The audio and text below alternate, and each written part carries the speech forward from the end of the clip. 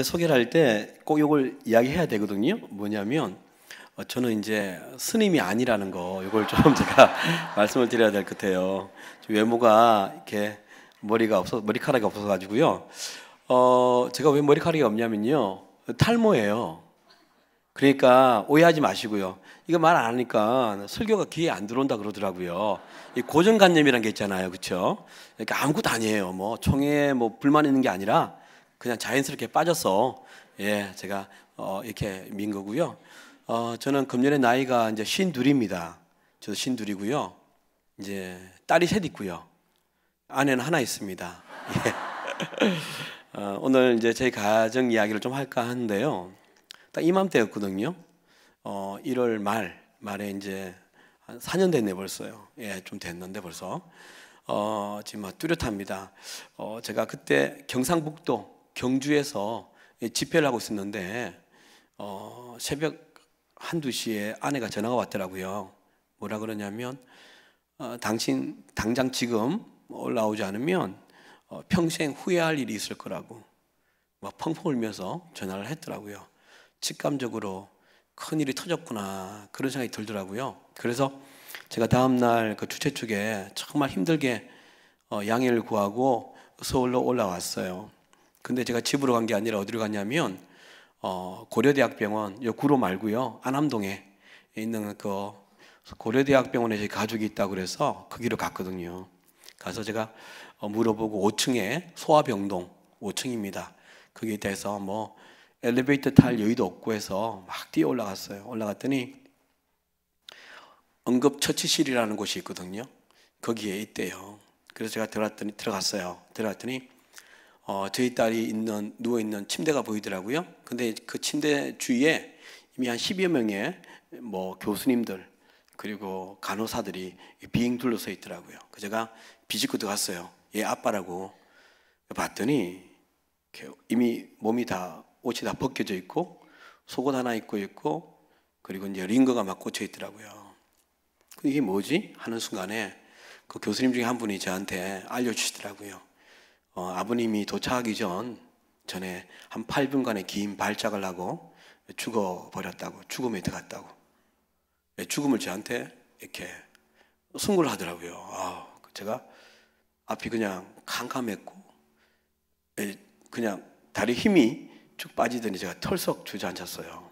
그리고 넘어지지 않으려고 침대 난간을 잡았었어요. 근데 그 순간 음성이 하나 들리더라고요. 하나님의 음성이 아니라 교수님들이 하는 이제 대화를 들었거든요. 뭐라 그러냐면 이게 무슨 병이지? 이게 뭐야? 이게 도대체 뭐야? 이 소리를 제가 들었어요. 저희 딸은 희귀병에 걸린 겁니다. 병명은요, anti-NMDA 수용체 내염이라고요. 아마 처음 들어보셨을 거예요. 저도 그때 처음 들었거든요. 그 당시에 전 세계적으로 한 5년 전에 발견된 병이라 그랬어요. 그 병명도 몰랐었어요, 처음에요. 그래서 이제 이 병이 어떤 병인지 제가 좀 설명을 해드린다면요. 몸 안에 8살이었습니다. 둘째가 이름이 온유였고요. 걔가 이제 초등 1학년 들어가려고 준비하는 중에 일이 터진 거예요. 1월 19일 날. 그게 이제 여자아이니까 난소가 있잖아요, 몸 안에. 그 난소 위에 안쪽에 기형 종양이 생긴 겁니다. 그 안에 있으니까 못 보지 않습니까? 근데 이제 기형 종양이 생기면 이 몸이 어떻게 이렇게 반응을 하냐면 자기 몸 안에서 항체를 만든답니다. 강한 항체를. 그래서 그 강한 항체가 만들어지면 몸 안에 있는 기형 종양을요 공격한대요. 왜? 자기 살려고요. 그게 이제 선인데 이 강한 항체가 만들어졌는데 그 항체가 기형 종양을 공격한 게 아니라 자기 몸을 공격한 겁니다. 여러분 들어보셨죠? 자가 면역 질환이라고요. 일종의 이런 역할을 하는 내염. 그래서 자기 몸을 공격하면서 그리고 이제 척수 이렇게 혈관을 타고 내려갔단 말입니다. 그래서 내래를 죽여버렸어요. 그 죽일 때 8분간 긴 발작을 하게 만들었고요. 그리고 완전히 의식이 사라진 그런 상태였습니다. 중환자실로 들어갔습니다. 아마 여러분들은 죽었는데 왜 중환자실로 들어가냐 이렇게 의문을 드러낼 수 있는데 숨은 쉬고 있었습니다. 그래서 숨 쉬고 있는 동안 뭐라도 해야 안 되겠느냐. 그래서 이제 중환자실 들어갔고요. 중환자실 들어갈 때 그 교수님이 서울대 그 어린아이 그 중환자실에 계셨던 분인데 유명하신 분이에요. 그분이 고대병원에 오셨는데 그분이 저와 제 아내를 부르더라고요. 중환자실 앞에서 지금도 생생합니다. 그 앞에서 뭐라 그러냐면 아버님, 어머님 드릴 말씀이 있는데 현대의학 기술로는 살릴 방도가 없습니다. 병원은 좀 냉정하더라고요. 소망을 가지지 마시라. 둘째는 종착역이 보이지 않는 긴 마라톤이 될 것이다. 내일도 죽을 수 있고 완전히 모레도 완전히 끝날 수 있다. 그렇게 말씀하시더라고요. 저희 딸이 들어갈 때 눈에 보이는 두 가지 증상이 있었어요. 첫 번째 증상은 어떤 거냐면요, 발작입니다. 몸에 경직이 오는 건데요, 이 뇌를 죽였던 그 항체가 몸 안에 가득한 거예요. 그러니까 이게 계속 이렇게 자기의 영역을 확대하는 일들을 합니다, 안에서. 그러면 내가 죽었음에도 불구하고요, 몸이 너무 아프니까 반응을 하더라고요. 어떻게 반응하냐면 처음에는요, 이렇게 소리를 내요. 신음을 내다가 안쪽에 이제 항체가 더 강한 공격을 하면요, 얘가 하고 올라와요. 신음이 올라오다가 나중에 가장 정점에 이르면 얘가 으아 그러면서 온몸을요 돕니다. 그 침대에. 너무 아프니까 이게 자기가 견딜 수가 없나 봐요. 그러니까 내가 죽었는데도 막 그렇게 돌더라고요. 근데 문제는 뭐냐면 걔 몸에 꽂혀있는 링거가 수백만 원씩 했어요, 매일. 진짜 안 써본 약들, 기한 약들 쓰자, 해보자. 그래서 그걸 썼는데 걔가 으아 그러면 빼버려요. 그냥 이렇게 하잖아요. 그러니까 그 귀한 약들을 빼버리면 무용지물이 되거든요. 그러니까 걔가 할 때 제가요 온몸으로 걔를 덮칩니다. 덮쳐서 걔 두 팔을 꽉 눌러야 돼요. 왜냐면 못 움직이게 해야 되니까. 그리고 아내가 하체를 이렇게 잡든지 이렇게 합니다. 그러면 와 이거를 한번 발작하면 짧게는 한 2시간 합니다. 제가 길게는요 정확히 기억합니다. 5시간 한 적도 있습니다. 이게 뭐 지옥이더라고요. 첫 번째 그렇게 발작이었고요. 두 번째 눈에 보이는 증상은 뭐냐면 제가 이제 부흥회도 많이 다니거든요. 한 3일 하잖아요. 제가 최근에 창원에 갔었어요. 경남 창원에 부흥회를 인도하려. 요즘은 이제 새벽하고 저녁에만 하고 낮에는 안 하세요. 일들 하시니까. 제가 새벽 집회를 마치고 난 다음에 이제 호텔에서 쉬고 있는데 목사님과 장로님이 왔더라고요. 강사님 뭐 심의 뭐 합니까? 어디 좀 바람 쐬러 가자고 나갔는데 어딜 갔냐면 창원의 그 주기철 목사님이라고 들어보셨어요? 예, 순교자시죠. 예, 신사참배 반대하다가 고문으로 돌아가신 분이잖아요. 주기철 목사님 순교관이 있답니다. 거기로 가자 그래서 갔더니 제가 뭘 봤냐면 고문실이 이렇게 그 당시의 모습으로 있더라고요. 고문 통해 돌아가셨으니까. 봤더니 고문의 종류가 있는데 가장 힘든 고문이요 뭐냐면 잠 안 재우는 고문.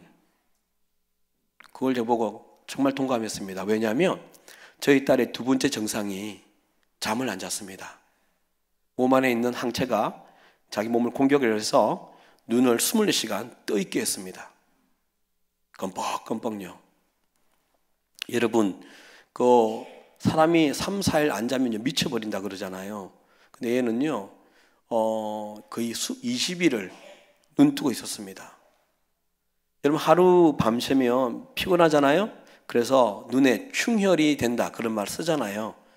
저희 딸은요 20일 정도를 눈 뜨고 있었으니까 눈이요 충혈이 아니라 그냥 눈동자 자체가 분홍색으로 바뀌어버렸어요. 10일이 지나니까 진분홍색으로 바뀌더라고요. 예, 그게 두 번째 증상이었어요. 눈을 껌뻑껌뻑 24시간 뜨고 있었어요. 그래서 제가 책을 썼지만 책 안에도 그렇게 적혀 있더라고요. 하나님 우리 딸 10분만 자게 해달라고 하루에. 그렇게 제가 막 절박하게 기도한 것도 있더라고요. 근데 더 마음이 아픈 건 뭔지 아십니까? 내가 죽었잖아요. 내가 눈과 연결된 신경이 있습니다. 그걸 우리 뭐라 그러냐면 시신경이라 그러잖아요. 죽여버린 거예요. 죽어버린 거예요. 그러니까 누구보다도 눈을 많이 뜨고 있는데 봉사가 되어버렸습니다. 아무것도 보지 못하는. 이것이 두 번째 증상입니다. 제가 오늘 여러분에게 그 당시에 영상을 가져왔거든요. 그 CTS TV 아시죠? 그 CTS에서 제가 또 사역자고 사역자의 딸이 죽음만 했다는 이야기를 듣고 재정적인 부분도 필요하고 후원이 필요하고 기도의 후원도 필요하다 그래서 이걸 찍었어요. 오늘 가져왔거든요. 그 당시 딱 2월 달에 이맘때 찍은 영상입니다. 중환자실에서. 그것도 허락을 안 했는데 정말 희한하게 허락을 해서 찍었는데 오늘 가져왔거든요. 우리 딸이 눈은 뜨고 있지만 아무것도 보지 못하는 상황들 함께 보겠습니다. CTS 영상 부탁할게요. 적절히 묻혀서 하루에 2번 있는 중환자실 면회 시간. 낯선 이곳에 사랑하는 둘째 딸 온유가 있습니다. 벌써 보름째 온유는 이곳에서 투병 중입니다.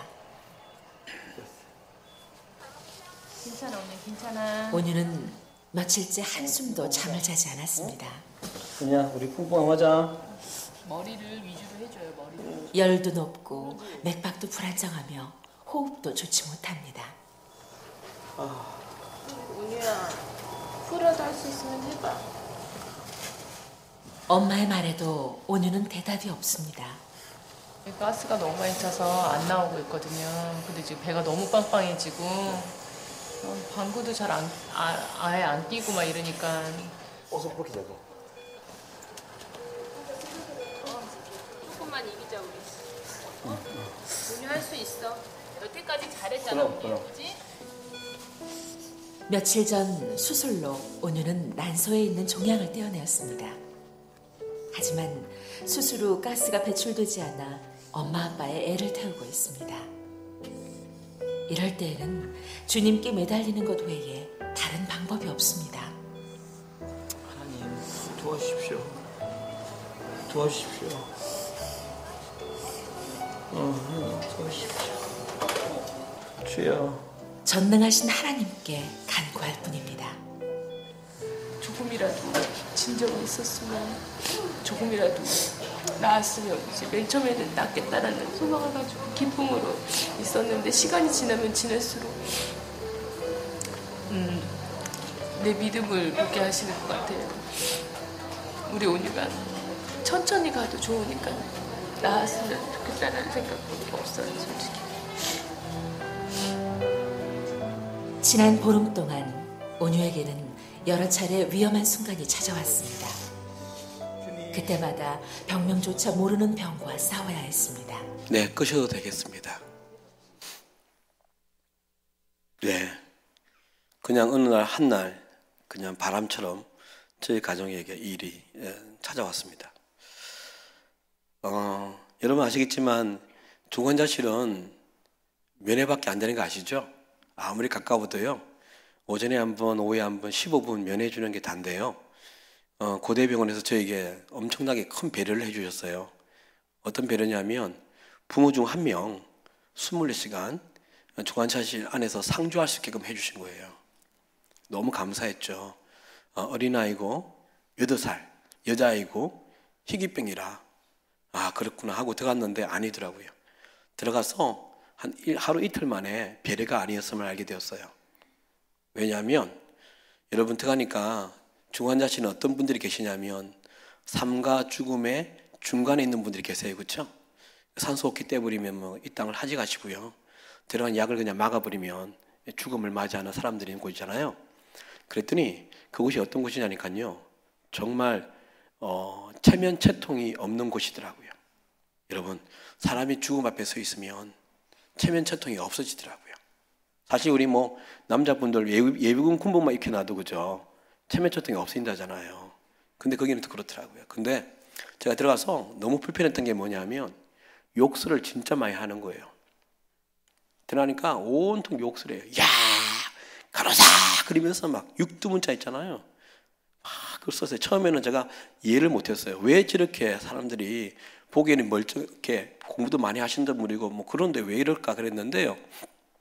하루가 지나니까 알겠더라고요. 죽을 것 같은 거예요. 이렇게라도 욕을 안 하면 나 안 보니까, 간호사들이 나 안 보니까 뭘 빙쫙거리면서 막 욕을 해대요. 예. 제가 왜 우리가 들어간 게 배려가 아니었음을 알게 됐냐면 그때 알았어요. 다들 나 죽겠다는 사람밖에 없잖아요. 다들 나한테 오라고 소리 지르는 사람밖에 없는데 저희 딸은 한번 발작하면 2-3시간이잖아요. 어느 간호사가 우리 애가 무슨 특별한 VIP라고 매달려서 2-3시간 싸울 사람이 어디 있어요. 수많은 그냥 죽음 앞에 있는 사람 중에 한 사람인데. 두 번째는 뭐냐면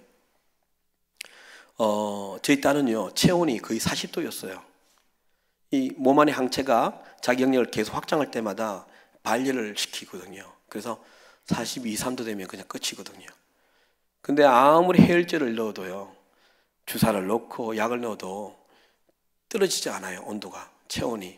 그래서 우리가 어떻게 내렸냐면, 잡았냐면요, 걔는 24시간 눈 뜨고 있다고 그랬잖아요. 저희들이 들어가면 잠을 잘 수가 없어요. 걔가 눈 뜨고 있으니까. 그러면 그 애에게 눈을 뜨고요, 24시간 그 차가운 물 있잖아요. 2월달, 1월 말에 2월달 그때 옆에 개수대에 늘 차가운 그 얼음 같은 물을 수분 적셔서 짜서 몸을 닦아내야 돼요. 24시간요. 보세요. 어느 간호사가 옆에서 24시간 그 일을 하겠습니까? 그래서 우리 안 그죠? 아, 병원이 알고 있었구나. 이것은 부모밖에 알 수 없다는 사실을 알고 있었구나. 그래서 알게 된 거죠.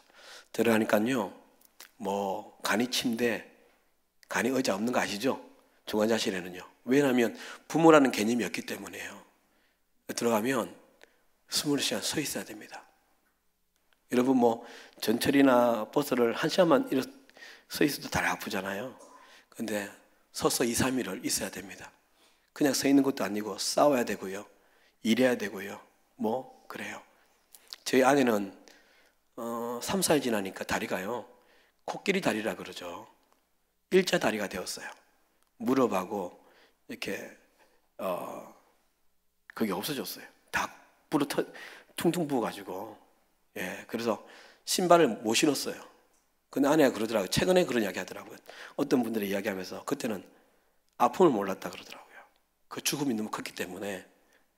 예, 엄마는 위대하더구나. 참, 그 생각을 했죠. 참 힘들었어요. 육체적으로 참 힘들었어요. 늘 뭐 밤새는 거는 뭐 당연한 거였어요. 이제 3-4일은 진짜 밤새는 거는요, 아무것도 아니었어요. 그러면 이제 아내가 들어가 있으면 제가 밖에 있거든요. 화면밖에 못 들어가니까. 그러면 밖에 있는 제가 뭐 하겠어요? 밤 12시가 지나면요, 어떤 현상이 일어나냐면 그 중환자실 밖에 환자 가족들이 많거든요. 그렇죠? 그런데 12시에 놓으면 다 집에 가요. 아니면 근처에 뭐 사우나나 여관에 가요. 모텔에요. 다음 날 또 해야 되니까, 그죠? 근데 서너 명은 안 가요. 왜냐하면 언제라도 죽었다는 이야기를 들려오거든요. 누구 가족 들어오세요 하는 분이 계세요. 그러면 들어가야 돼요. 마지막 유언을 듣든지 마지막 얼굴을 봐야 되는 거예요. 그 중에 하나가 저였습니다. 언제나 죽을 수 있으니까 갈 수가 없는 거예요. 그럼 뭐 하겠습니다. 밖에서 밤새 뭐 기도밖에 없는 거예요. 정말 제 안에 수많은 인격들이 있더라고요. 하나님께 원망도 했다가 기도로 하나님 왜 이러십니까?부터 해서, 그리고 살려달라고 애걸복걸 하고 뭐 참 그렇더라고요. 그런데 이제 새벽 5시가 되면 제가 들어갑니다. 아내가 이제 교대를 하는 거죠. 그러면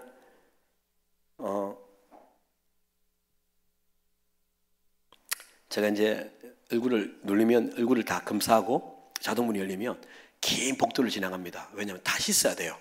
이 전전 같은 거 안 돼야 되니까.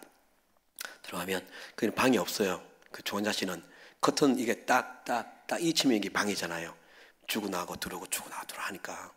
그래서 제가 거기 커튼에 가서 커튼을 열면서 항상 하는 인사가 있습니다. 딸에게 언니야, 아빠야 하고 나름 밤새 기도했기 때문에 충만하게 들어갔음에도 불구하고 그 딸아이를 보는 순간 그 충만함이 순간 사라지더라고요. 왜냐하면 제 눈앞에 짐승이 한 마리 앉아 있어요.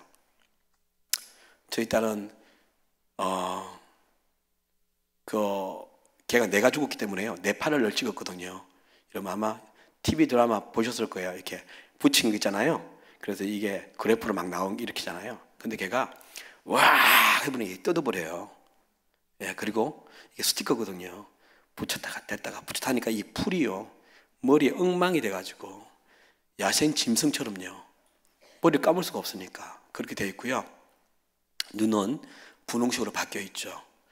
이게 내가 죽었으니까 입으로 밥을 못 먹어요.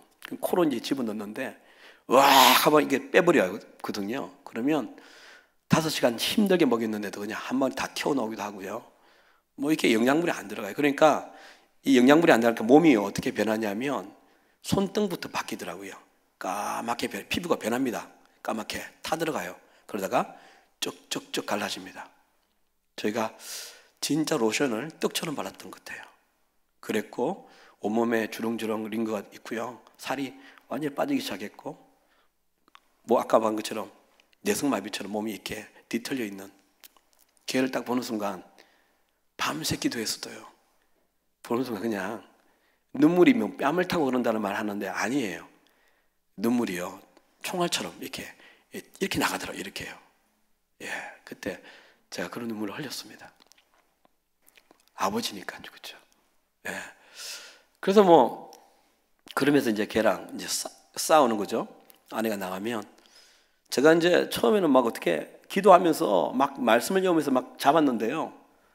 저도 3, 4일 이렇게 잠을 안 자고요. 못 자고 걔랑 싸우니까요. 저도 악이 받치는 거예요. 걔는 뭐 어쩔 수 없잖아요. 안에 이 항체 때문에 발작을 하는 거잖아요. 그래서 저도 어떻게 하냐면 와 걔 가면요. 저도 와 그래요. 언니야 좀 그만할 수 없냐. 나도 너무 아프니까 힘드니까 그러면서 싸웠어요. 예, 제가 뭐 잠을 우리가 못 자니까 쌍꺼피가 늘 터졌거든요. 그래서 뭐 그때는 부끄러움이 없었어요. 그냥 휴지 아무거나 꽂혀 다녔고요. 뭐 심장이 여기 아파가지고 이렇게 치지 않으면 숨을 쉬지 못하겠더라고요. 그랬고 뭐 그러면서 제가 걔랑 막 싸우잖아요. 한날 깊은 밤에 그 생각이 들더군요. 아 이게 인간에게 주어진 가장 큰 형벌이구나. 제가 그때 기도 많이 했던 게 뭐냐면요. 하나님 바꿔달라 그랬어요. 내가 너무 힘들어서 하나님 차라리 저 데려가세요. 이 기도 참 많이 했거든요. 그래서 인간에게 주어진 가장 큰 형벌은요. 자신이 어떤 뭐 죽을 병에 걸려서 죽음을 기다리고 있는 것보다 더 힘든 건 뭐냐면 자식이 죽는 걸 보는 부모의 심정임을 그때 제가 처음 알게 되었어요. 너무 힘들더라고요. 그래서 하나님께 바꿔달라고 그렇게 기도를 한 거거든요. 제가 그 깊은 새벽에 걔가 와 하고 이 형벌을 내가 지고 이렇게 감당하고 있을 때 너무너무 힘들었는데 그때 문득 생각나는 분이 한 분 계셨어요. 그분이 누구냐면 하나님이셨어요. 그분이 아들을 우리에게 주시면서 이렇게 아팠구나. 그분이 우리를 위해서 아들을 죽이시면서 심장이 뜯겨져 나가는 것이 이거였구나를 제가 그때 한 거예요. 여러분 제가 48에 처음 하나님의 아픔이 뭔지 알았습니다. 그 전에 모르면서 아는 척 목사라고 떠들고 다녔더라고요. 하나님의 사랑이 하나님의 은혜가 이렇게 큰 줄 몰랐는데 내가 당해보니까 알겠더라고요. 그래서 그때 제가 하나님 살려달라 바꿔달라 그렇게 막 기도했던 것이 다 바뀌었어요. 어떻게 바뀐 줄 아십니까? 기도가 그때부터 하나님 미안합니다. 하나님 너무너무 죄송합니다. 제가 이렇게 기도가 바뀐 것이죠. 내가 하나님의 사랑을 모르면서 아는 척 살았던 거죠. 하나님의 은혜가 얼마나 큰지 체험하지 못했으면서 아는 척 살았던 것이 하나님께 너무 미안한 거예요. 여러분, 우리도 그렇지 않습니까? 제가 욥기서를 그때 욥기서를 잘근잘근 씹으면 읽었거든요. 그랬는데 욥이, 그 위대한 욥이 모든 시험을 건너고 난 다음에 그가 하는 고백이 뭔지 아십니까? 그걸 보고 깜짝 놀랐어요. 이전에는 귀로만 들었는데 눈으로 본다 하면서 진짜 고백이 뭐냐면요, 회개였더라고요. 내가 하나님의 이치를 가리는 자였다고. 내가 하나님을 모르면서 아는 척 살았다고. 내가 함부로 하나님의 말씀을 이해하는 척 살았다고. 회개하는 것이 욥기서의 마지막 장이더라고요. 그것이 저였습니다. 얼마나 하나님을 쉽게 판단하고 함부로 하나님이 말씀하셨다고 이야기하고, 그 저의 무지함이 딸의 죽음을 통해서 드러난 것이죠. 그때 저는 그 죽음 앞에서 수많은 것을 알게 되었습니다. 깨달았죠. 어떤 것을 깨달았냐면, 우리는 우리 자신에게 정직하지 않구나를 깨달았습니다. 하나님 사랑한다고 고백하지 않습니까? 그런데 아니었더라고요. 아니었더라고요. 그리고 대표 기도할 때 여러분 기도 내용 보십시오. 전부 어떤 내용입니까? 하나님 나라와 의와 공의와 이웃 사랑에 대한, 선교에 대한 그런 기도 아닙니까? 근데요, 우리 기도의 진짜 액기스는 뭐냐면요, 그냥 우리 가정 어제보다 오늘 더 잘 사는 거였더라고요. 다른 애들 몰라도 내 자식 새끼는 잘 되는 것, 이게 내 기도 제목이었지, 사실 하나님의 나라에는 별로 관심이 없었는데 그런 척 살았던 것이 저였더라고요. 내 안에 숨겨진 소망이 뭔지 아십니까? 이름만 되면 다 알아차는 그런 유명한 목사 되고 싶었던 것이 제 마음의 소망이었고요. 말만 하면 알아먹는 그 영향력 있는 목사 되는 것이 저였고요. 큰 교회에서 월급 걱정 안 하고 돈 걱정 안 하고 그냥 기독교 바운더리 안에 사는 것이 제 소망이었음을 딸의 죽음 앞에서 보게 되었습니다. 여러분 어떻습니까? 여러분 그런 말 하잖아요. 수천 수만 번 고백했잖아요. 주 예수보다도 귀한 것이 없다고요. 근데 맞나요? 아니더라고요. 예배당 나가면요, 예수보다 귀한 게 너무 많은 거예요. 솔직히 드라마 하나가 예수보다 더 관심이 있지 않습니까? 유명한 드라마는요, 본방 사수하자고 사역자들 그렇게 소리치는 걸 봤습니다. 근데 주중에 그 예수님 보고 싶어서 그 얇디 얇은 성경 꺼내서 읽은 적이 있습니까? 아닙니까? 제가 한국교회를 다니면서 느낀 게 뭔지 아십니까? 한국교회 사람들이 기독교인들을 얼굴에요, 온통 기쁨보다는 걱정, 근심, 염려로 교회 안에 기쁨이 없더라고요. 얼굴이 세상 사람들처럼 다 굳어 있더라고요. 근데 뭐랍니까? 노래 이렇게 불렀죠. 높은 산이 거친 들이 초막이나 궁궐이나 내 주 예수 모신 곳이 그 어디나, 하늘나라라 고백했지만 그 초막 때문에 언제쯤 큰 집으로 이사 올 수 없나, 그것 때문에 고민하고 애 태우고 절박하지 않습니까? 거친 들이요, 그 상황과 환경 때문에 늘 고민하고 염려했던 우리 아니었습니까? 그거 없어도 예수만 내 안에 있다면 하늘나라라면서요. 그런데 그것을 찾아볼 수 없는 것이 한국교회의 기독교인임을 제가 알게 되었습니다. 왜냐하면 그것이 제 모습이었으니까요. 저희 아내가 아까 화면을 통해서 그런 말했죠. 시간이 가면 갈수록 내 믿음이 무엇인지 보게 되었다고. 멋진 믿음을 가지고 있은 줄 알았지만 그 믿음은요, 하나님에 대한 믿음이 아니라 하나님 믿으면 잘 될 거라는 그 믿음이었더라고요. 우리가 입으로는요, 다들 뭐랍니까? 예수가 절대가치라 말하지 않습니까? 그런데 삶은요, 예수가 절대가치가 아니라 예수 믿으면 부여된다는 그 돈, 성공, 그게 사실이 있지 않았습니까? 그래서 교회를 다녀도 신앙생활을 해도 예수가 내 안에 있음에도 불구하고 그 예수가 준다는 그 물질적인 복이 없으니까 우리 안에 기쁨이 없었던 거 아닙니까? 안 그렇습니까, 여러분? 제가 그때 예수를 믿지 않고 살았구나를 알았습니다. 예. 사람은 언제 정직해지는 줄 아십니까? 사람은요, 죽음 앞에 섰을 때 그제서야 자기 자신에게 정직해지는 존재구나를 알았습니다. 너무너무 두려웠습니다, 여러분. 내가 예수를 믿지 않고 예수를 믿으면 준다는 그 복에 내 마음이 가 있었구나. 그러면 여러분 구원받겠습니까? 이거 중요한 부분입니다. 제가 최근에 분당 우리 교회라고 아시죠? 유명하지 않습니까? 거기 집회 갔었어요. 그리고 거기에 청년부 집회를 했거든요. 그러면서 제가 이런 이야기 했습니다. 청년부 여러분들은 어른보다 좀 더 순결하지 않습니까? 오늘 제가 메시지를 끝나는 이 와중에 제가 하나 궁금한 게 있어서 질문하겠습니다. 정직하게, 솔직하게 대답해 주세요 하고 이렇게 물었습니다.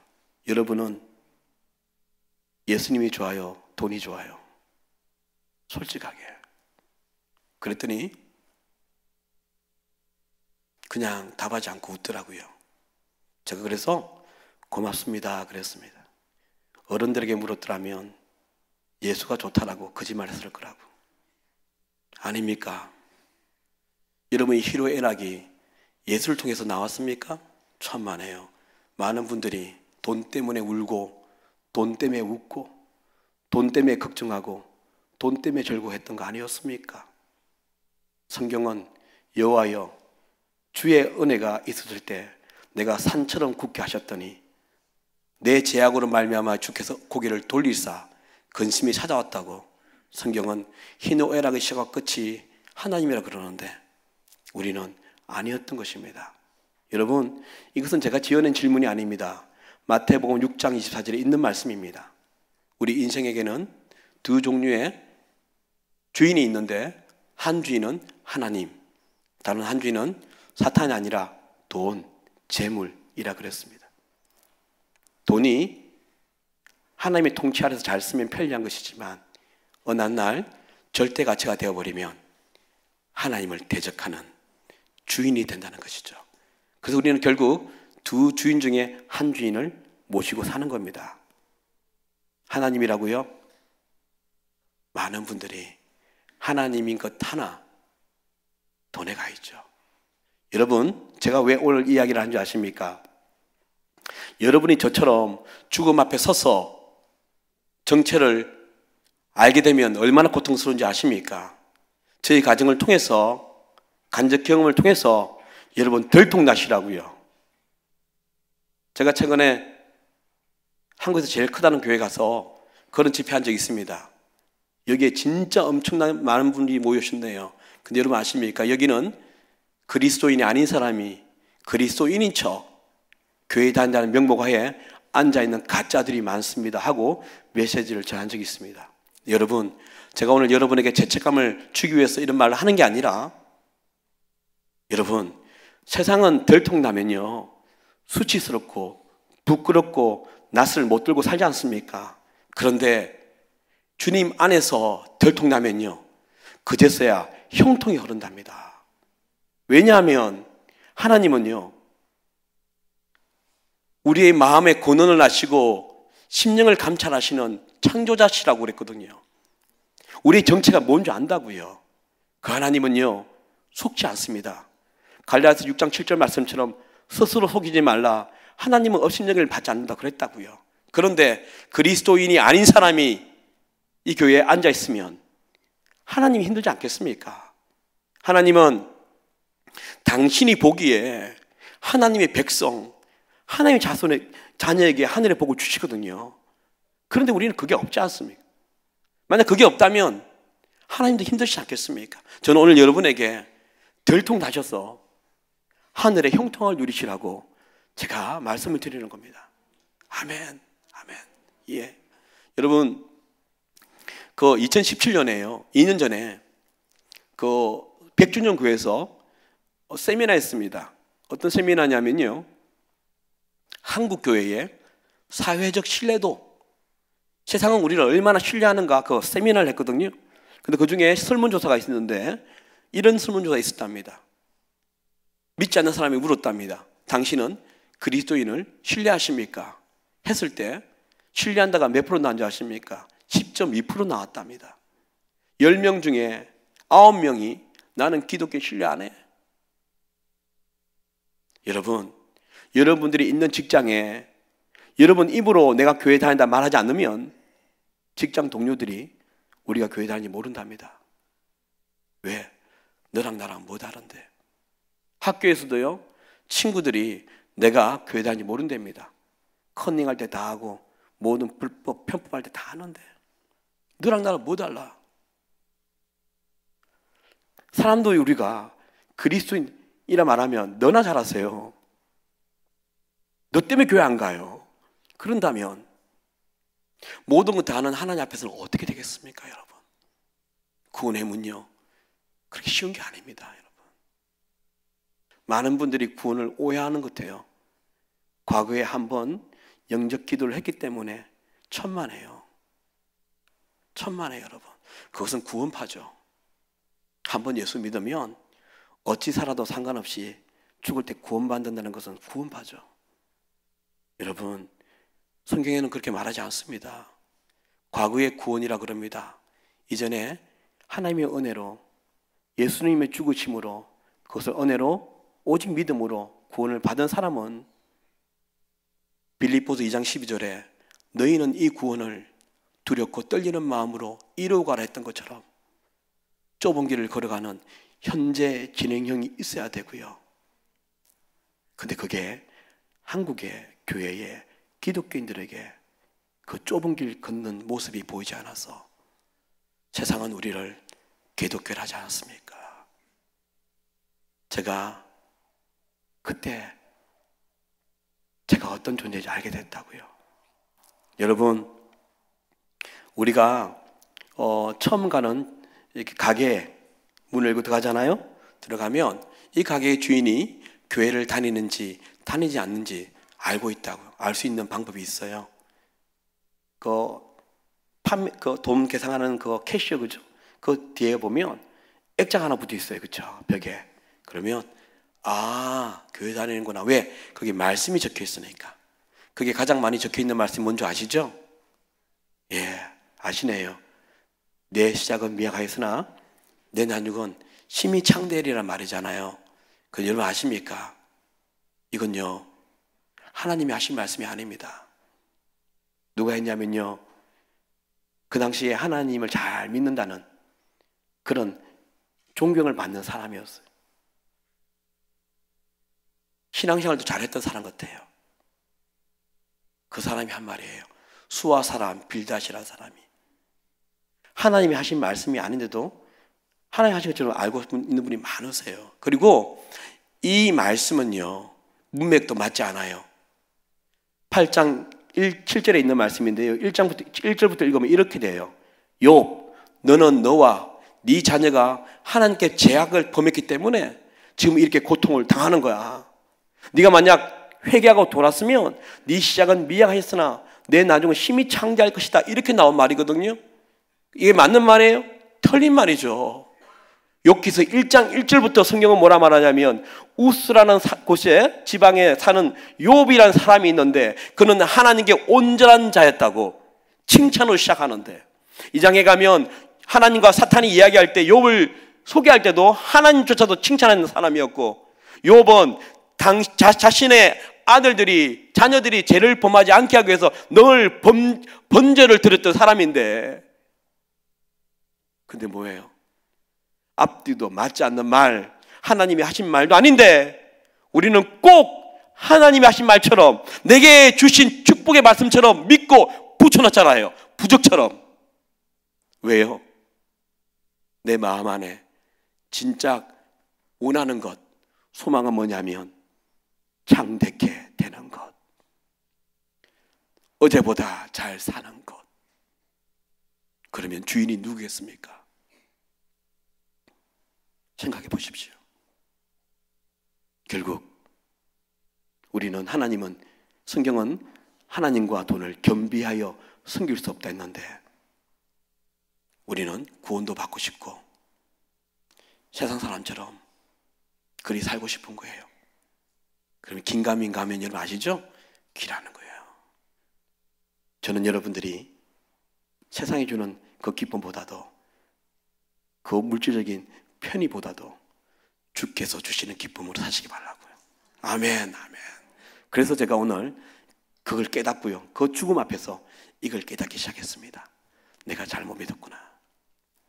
저는 오늘 여러분들이 여러분 자신을 돌아봄으로 말미암아 나의 주인은 과연 진짜 누구일까? 그렇죠? 그래서 이 계명교회가 삶이 좀 힘들고 물질적으로 좀 불편해도 내 주 예수 모신 곳이 하늘나라를 고백했다면 얼굴이 밝아지는 여러분 되시기 바랍니다. 아멘, 아멘. 참 중요한 부분이었거든요. 저희는 치료라는 단어를 안 썼습니다. 왜냐하면요, 저는 희귀병이라 사례가 없었거든요. 이렇게 신종플루에 걸리면 타미플루 먹으면 낫는다는 이런 공식이 있잖아요. 근데 저희는 없었어요. 사례가 없으니까. 그래서 저희는 항상 어떤 말을 썼냐면 해보자였습니다. A 해보자, 안 돼? 그럼 B 해보자, 안 돼? 그럼 C 해보자. 뭐라도 얻어 걸리면 그걸로 해보자. 요거였어요. 그 전부 해보자가 뭐였냐면요, 혈장 분리술이었어요. 제 딸이 이렇게 누워 있는데요, 이걸 할 때는 제 키보다 큰 철제 기구를 4명이서 들고 들어옵니다. 밀고 들어옵니다. 그리고 옆에 셔오죠. 셔오서 뭘 하냐면 그래서 바늘 하나를 꺼냅니다. 이만한 바늘이에요. 굵고 깁니다. 이걸 어디 사용하냐면요, 우리 딸의 쇄골 있죠, 여기다가 찔러 집어넣습니다. 그런데 마취 안 합니다. 왜냐하면 얘가 부작용이 늘 생기니까 최대한 자연스럽게 하자. 둘째는 내가 죽었으니까, 신경이 죽었으니까 아픔을 모를 거야 하고 했는데 잘못된 거예요. 왜냐하면 우리 딸이 몸에서 항체가 공격할 때 너무 아프니까 몸이 반응했잖아요. 그래서 그 굵고 깊은 걸 콱 찌는데 얘가 으아 하더니 이걸 탁 쳐버렸어요. 그랬더니 들어가다가 엉뚱한 데로 훅 꽂혀버린 거죠. 힘을 주고 넣는 바람에 이게 쑥 들어갔어요. 그래서 뽑았더니 피가 막 이렇게 분수처럼 터져 나왔어요. 예, 굵고 깊은 거니까. 그래서 지혈을 했는데 지혈이 안 돼요. 그래서 이틀 동안 지혈만 했습니다. 3일째 되는 날, 그래도 해야 되지 않습니까? 했는데 어떻게 했냐면, 얘가 아픔을 느끼는구나. 그래도 부작용 때문에 마치는 못한다. 그래서요, 우리 8살짜리 그 딸을 몸이 다 말라버렸는데 사지를 천으로 다 묶었습니다. 정신병동에 가면 모든 일을 한 것처럼 흰 천으로 다 묶었습니다. 그리고 저희들이 다 잡았어요. 그렇게 해서 했죠. 어떻게 하냐면 막 들어가는데 와 그러는데 정말 제가 너무 힘든 거예요. 제가 그때 어떤 걸 느끼냐면, 예수님이 그 채찍을 맞을 때 아십니까 여러분? 태형을 맞다 그랬어요. 태형은요, 그 채찍 끝에 짐승의 뼈와 철이 붙어 있대요. 그래서 휙 해서 떼내면 살점이 뚝뚝 떨어지는, 그걸 예수께서 맞으실 때 으악 할 때마다 하나님이 얼마나 아팠을까, 그 생각이 드는 거예요. 그래서 제가 막 울다가 쫓겨났어요. 그 의사 선생님이 지금 뭐 하냐고, 지금 돕는 거냐고, 지금 방해된다고, 아버지 나가시라고. 저는 쫓겨났어요. 너무 그게 아파가지고 그 딸아이의 그 괴성을 듣는 것이. 하여튼 그걸 어떻게 하냐면 심장 근처까지 갑니다. 주사 바늘이. 그리고 가면요, 그 기계에 버튼을 하나 눌립니다. 눌리면은 피를 막 빨아당깁니다. 그래서 그 기계에 용기가 있거든요. 용기 안에 피를 저장합니다. 죽지 않을 만큼 뽑습니다. 그리고 난 다음에 스탑 시키고요, 다른 그 버튼을 누르면 그 피를 담고 있는, 혈액을 담고 있는 그 용기가요, 그 기계 안에서 웅 하고 막 빨리 돕니다. 돌면 원심력이 생기잖아요. 그래서 적혈구, 백혈구는 깔아앉고요, 누런 혈소판이 뜬답니다. 그 안에 우리 딸을 죽인 항체가 있는 겁니다. 그걸 잡아내는 것을 혈장 분리술이라 합니다. 이거 할 때마다 제가 늘 각서를 썼습니다. 부작용 때문에 애가 죽는다 하더라도 병원은 책임지지 않습니다. 그만큼 힘든 시술이었습니다. 청년도, 힘센 청년도 7번까지만 할 수 있답니다. 8번째 죽으니까 맥시멈 최대한 7번. 저희 딸은 8살이지 않습니까? 여자이지 않습니까? 3번 정도 하지 않았는데 7번 다 했습니다. 이 자체가 애를 죽이더라고요. 피를 뽑고 남의 피를 넣는데 그날 밤이 되면요 얼굴이 하얗습니다. 시체처럼 피가 다 빨리고 남의 피가 들어왔는데 적응이 안 되는 거죠. 그러면 시체 같은 애가 눈을 껌뻑껌뻑 뜨고 있어요. 그날 밤에 여지없이 발작은 합니다. 그때였습니다. 그날 밤에 와 하는데 이미 살이 많이 빠져가지고요. 이제는 뭐 잘못 자면 뼈가 부러지겠다는 느낌까지 들 정도였으니까요. 힘들게 했습니다. 근데 감사하게도 그날 짧게 2시간 했습니다. 제가 온유야 고맙다 하고 제가 뒤에 정리를 하고 다시 얼굴을 보는데 얘가요 좀 전에 으악했던 그 얼굴이 없어지고 아무 일 없었다는 듯이 눈을 끔뻑끔뻑거리더니 뭘 씹고 있더라고요. 제가 이게 상식적으로 이렇게 이해가 되지 않지 않습니까? 먹을 걸 준 것도 없는데 이게 뭘 씹지? 그래서 제가 강제로 입을 열어봤어요. 열어봤더니 뭘 씹냐니까 뺨 안쪽에 묻어는 살갗 있죠. 이걸 아까 발작할 때 뜯었나 봐요. 뜯었는데 덜렁덜렁거리는 살갗이요 이렇게 찢겨져 나와 있더라고요. 그걸 씹고 있더라고요. 여러분 그 소고기 스테이크를 이렇게 칼로 막 난도질하면 늘어지는 거 있잖아요. 그렇게 붙어 있더라고요. 내가 얼마나 놀랐는지 모릅니다. 그 안쪽에는 검붉은 혈관이 막 보이더라고요. 깊게 씹은 거죠. 그걸 확 씹고 자기 살을 씹고 살을 씹고 있어서 제가 너무 놀라서 그냥 너무 그래서 놀래가지고 하는 바람에 얘가요 입을 닫더라고요. 이렇게 해요. 그리고 난 다음에 좀 있으니까요 이 뺨이 막 불러와요. 그 결국 검붉은 피가 터져 나왔습니다. 알고 보니까 안쪽에 씹으면서 안쪽에 혈관을 씹은 겁니다. 피가 막 터져 나왔습니다. 내가 너무 놀라서 간호사님 불렀습니다. 불렀더니 간호사가 오더니 깜짝 놀라면서 빨라요. 속전 그래요. 그래서 옆에 있는 간호사가 뛰쳐오더니 호스를요 막 끊어오더니 입에 넣더라고요. 넣으니까 막 피가 빨려서 옆에 그 유리병에 피가 차기 시작하고요. 옆에 있는 간호사한테는 뭐라 하냐면 마우스피스 그래요. 그랬더니 이만 두꺼운 플라스틱을요 입에 딱 넣더라고요. 이렇게. 그러면 못 씹잖아요. 그렇게 하고 이렇게 밴드를 발랐어요. 그러한 다음에 또 옆에서 뭐 간호사 그러니까 또 나가더라고요. 저 혼자 남은 거죠. 온몸에 막 부르르 떨었습니다. 좀 전에 그 눈에 쑥 지나갔던 그 살덩어리 같은 거, 지금 내 앞에 있는 피투성이 얼굴이 딸아이, 정신이 없더라고요. 그래서 내가 정신 차려야겠다 싶어서 수건으로 얼굴 피투성이니까 그래서 피를 이렇게 닦아내는데 이 아랫입술에 네모난 하얀색 뭔가 물체가 하나 있더라고요. 아까는 못 봤는데 하고 제가 그걸 이렇게 집어서 뭐지 하고 봤는데 뭐냐니까요. 우리 딸아이의 앞니입니다. 얘가 그 플라스틱을 넣는 순간에 확 씹었나 봐요. 그래서 앞니가 툭 빠져가지고 여기에 붙어 있었던 거죠. 제가 그걸 보는 순간 그냥 돌아버렸습니다. 제가 그때까지는 목회자 아닙니까? 내 영혼아, 네가 어찌하여 낭망하느냐. 오히려 감사하고 찬양해야지 이렇게 배웠잖아요. 나오미 하나님, 역전의 하나님 반전시켜 주십소서. 너 그렇게 억지로 감사했는데 그 딸아이의 피투성이 얼굴과 내 손가락에 있는 딸아이의 치아를 보면서 이게 터진 겁니다. 하나님! 하나님에 대한 배신감이 막 확 올라왔습니다.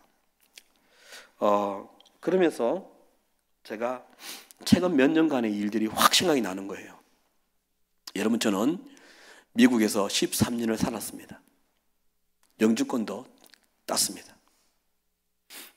그래서 10년 만에 한국을 오게 되었어요. 방문하러요. 부모님도 방문하고 여행 허가서가 나왔기 때문에 그래서 방문을 하다가 한국 교회를 좀 돌아봤죠. 미국 가면서 제가 하나님께 소원 기도했습니다. 하나님, 저 한국 가겠습니다. 저는 여러분 13년 동안 영주권 받으려고 기도했었어요. 그래서 영주군이 나왔을 때 나는 이제 영원히 미국에 살 거다 그래 놓고 한국에 한번 나와서 내가 마음이 바뀐 거예요. 한국 교회에 내가 할 일이 있구나. 그래서 제가요 마음이 바뀌기 전에 즉시 그래서 한 6개월 만에요 다 정리하고 한국 나왔어요. 나올 때 영주권 버렸습니다. 왠지 아십니까? 한국 가지고 나올 수 있거든요. 그러나 한국 나오면 힘들 때마다 영주권이 있으면 난 미국 가면 되지. 여러분 제가 배운 신앙은 뭔지 아십니까? 아나니아 삽비라처럼 하나님께 헌금할 때 혹시 돈이 필요하면 어떻게 남겨뒀다가 죽임을 당했지 않습니까? 제가 배운 신앙은 비상구를 만드는 것이 아니었습니다. 우리가 배운 신앙은 에스더처럼 죽으면 죽으리라 배수진을 치는 거잖아요. 그런데 우리 한국 기독교인들이 얼마나 많이 혹시 아니면 비상구를 치고 사니까 하나님이 일할 꼬투리가 없잖아요. 내가 다 아는데. 하여튼 저는 그 신앙 가지고 버린 거예요. 예, 다 드리자. 왔잖아요. 왔는데요. 하나님이 저를 마구마구 사용할 줄 알았어요. 왜? 모든 거 다 버리고 다 드리고 왔잖아요. 그런데 하나님은 우리와 다르더라고요. 오니까 저를 아무도 몰라요. 한국교회에서. 그러니까 불려주지 않죠. 어떻게 됩니까? 사례가 없으니까요. 제가 한국 와서 정말 큰 마음을 안고 다 버리고 왔으니까 그런 마음을 가졌는데 하나님은요 저를 뭐 하겠냐면 피자 배달하겠습니다. 영어 과외로 알바하며 살게 했습니다. 그러니까요 삶이 너무 힘들더라고요. 재정적으로. 네, 알바로 사니까 애들 데리고 다 왔는데 안 돼요. 제가 살았던 곳이 동두천입니다. 국민주택입니다. 그것도 재건축에 들어가 있는, 아시죠? 재건축에 들어가 있는 조그만 옛날 빌라는요 안 고쳐줍니다. 들어가니까 벽이 막 갈라져 있고요, 욕지 깨져 있고요, 사람이 살 곳이 아닌데 갈 데가 없지 않습니까? 그리 살았습니다. 보증금 300에 월세 26만 원 내는 곳이었는데요, 몇 개월 지나니까요 보증금이 없어졌어요. 월세 못 내면 보증금을 다 깎더라고요. 나중에는 나가라 말까지 나왔습니다. 돈이 없으니까요 한겨울이 되면 이 오래된 건물이니까요 따뜻하지는 않는데 가스비는 엄청 많이 나와요. 그래서 그걸 못 갚으니까 가스도 그냥 끊어버리더라고요. 그래서 저희 집에요 빨간 딱지 진짜 많이 붙었습니다. 어떻게 됩니까? 밥을 못 해 먹습니다. 그래서 일회용 버너 아시죠? 야외 가면 고기 구워 먹는 그거로 밥해 먹었습니다. 쌀이 없어가지고요 제가 지금도 생각하면 정말 큰애에게 너무 미안한데 걔는 시민권자고 미국에서 잘 있다고 했는데 쌀이 없으니까 아내가 늘 그랬어요. 교회 가면 두 끼 먹고 와라. 저녁에 뭐 21세기를 사는 우리가 이게 뭡니까? 그래도 그때 감사했습니다. 여러분, 방과후 수업 보낸 거는 공부 때문이 아니라 보내면 밥을 주니까 그래 살았습니다. 그래도 그때 불평 안 했습니다. 겨울 되니까요 곰팡이가 피기 시작하는데 저는 깜짝 놀랐습니다. 온 방에 곰팡이가 피고요. 그래서 이 균 때문에, 곰팡이 균 때문에 문을 다 잠그고요 조그만 그 거실에 냉방에서 살았습니다. 그때 태어난 애가 우리 온유입니다. 태어나자마자 곰팡이 균 때문에 응급실에 그렇게 다녔습니다. 갓난장이가 돈 빌렸어. 그 생각이 다 나는 거예요. 내가 그 딸아이의 피터슨의 얼굴과 내 손가락에 있는 치아를 보면서 하나님 이게 뭡니까? 이것이 당신의 계획입니까? 하나님에 대한 그 참았던 배신감이 그냥 막 쓰나미처럼 올라온 겁니다. 인간이라도 이러지 않지 않습니까? 내가 당신을 어떻게 숨겼는데.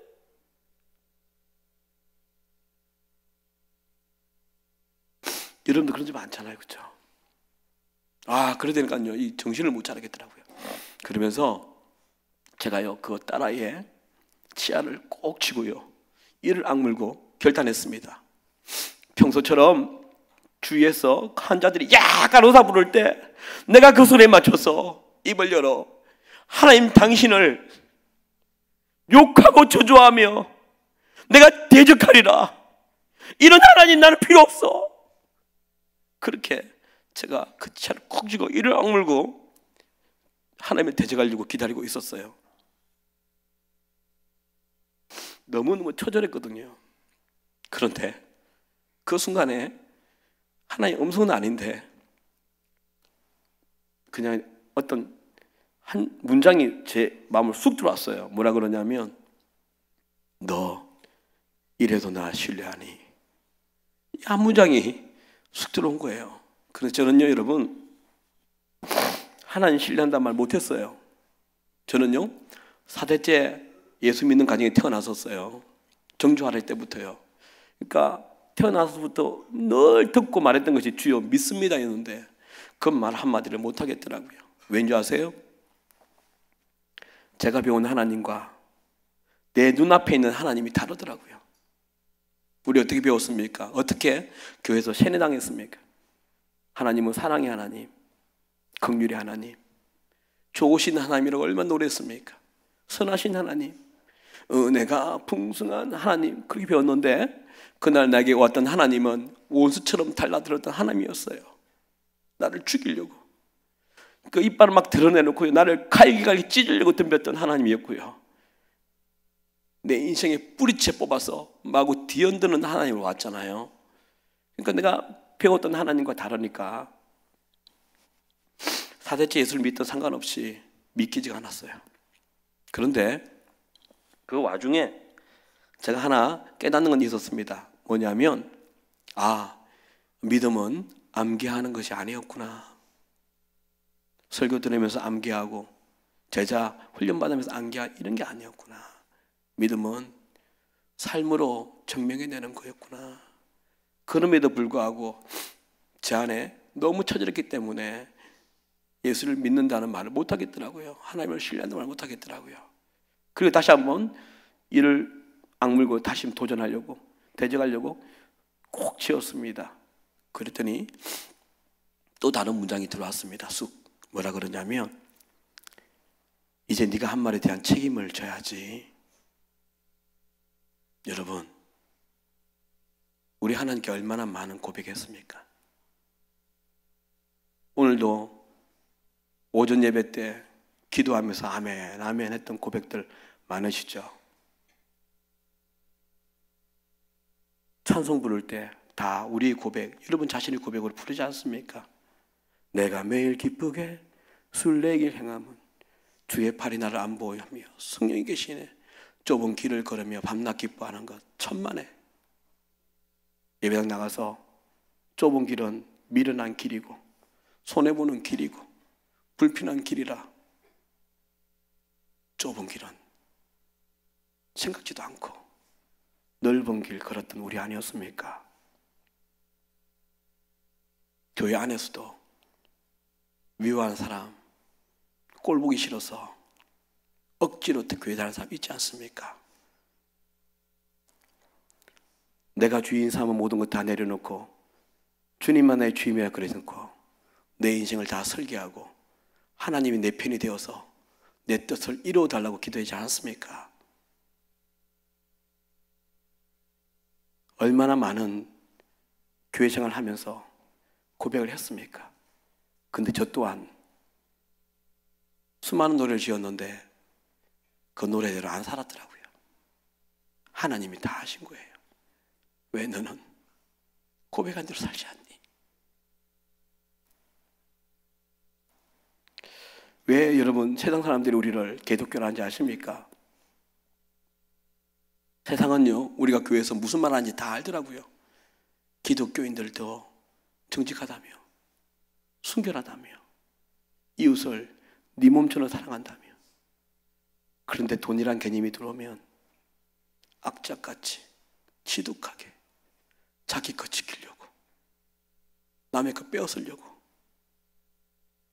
그러니까 왜 너희들은 니네들이 교회에서 한 말 책임지지 않아 이 개독교들아 하는 거 아닙니까? 그 순간 그렇게 제가 하나님 대적하려고 이를 악물고 쥐었던 손이요, 그냥 풀리면서 하나님께 바닥에 꿇어서 하나님 미안합니다, 하나님 죄송합니다. 그 하나님의 도전에 그냥 무너져 버렸어요. 이렇게 저희 딸은 이 아비를 살리려고 죽음 안에 있었더라고요. 네. 하여튼 이렇게 수많은 간증이 많은데요, 이렇게 하나님께서 딸의 죽음을 통해서 나를 바꾸기 시작한 겁니다, 여러분. 예. 한 달 반이 지났습니다. 한 달 반이 지났는데 병원에서 나가랍니다. 그때 뭐 거의 2억에 가까운 돈이 나왔거든요. 치료비가 한 달 만에 있었는데, 물론 다 갚았습니다. 돈이 쓴 게 아니라 이것도 간증인데요, 시간 관계상 다 못하고요, 전 세계에서 기도해서 보내주셨어요. 여러분 아시죠? 여러분, 긍휼은요 돈이 많아서 베푸는 게 아니더라고요. 부자들이 천만에요. 긍휼은요 하나님의 긍휼을 맛본 사람들이 베푸는 걸 알았습니다. 전 세계에서 3,000원, 5,000원, 8,000원, 만원 그리 보내주셔가지고 다 갚았어요. 그런데도 병원은 나가랍니다. 왠지 아세요? 더 이상 할 게 없답니다. 이제 해보려 했는데 할 건 다 했다. 지금 병원비가 많이 나오니까. 우리 교수님이 저를 참 사랑했거든, 우리 가족을요. 그래서 병원은 있으라 할 거라고. 왜? 돈 되니까. 그 나가시라고. 그래서 우리가 5,301호로 나갔습니다. 일반 병동. 그러니까 소아병동 5층인데요, 5층에 첫째 방을 주셨어요. 근데 그건 배려였어요. 왜냐하면 그 2인실인데 1인실로 해주셨고요. 저희 딸이 좀 희귀한 병이잖아요. 그래서 제가 어떻게 계속 진행되는지 보는 병이었거든요. 그래서 첫째 방을 주면요, 첫째 방 딱 열면 소리만 지르도 앞에 그 접수처가 있어가지고요, 다 듣고 도와주기로 이렇게 했어요. 전 세계도 기도해 주고요. 제가 지난주에 베트남 하노이 집회 갔는데 거기도 헌금한 분이 계시더라고요. 예, 전 세계 이렇게 해주셨고요. 그리고 병원도 배려하는데 우리 집은 설상가상인 거예요. 우리 온유는요 이제 손 놔버렸죠, 진짜.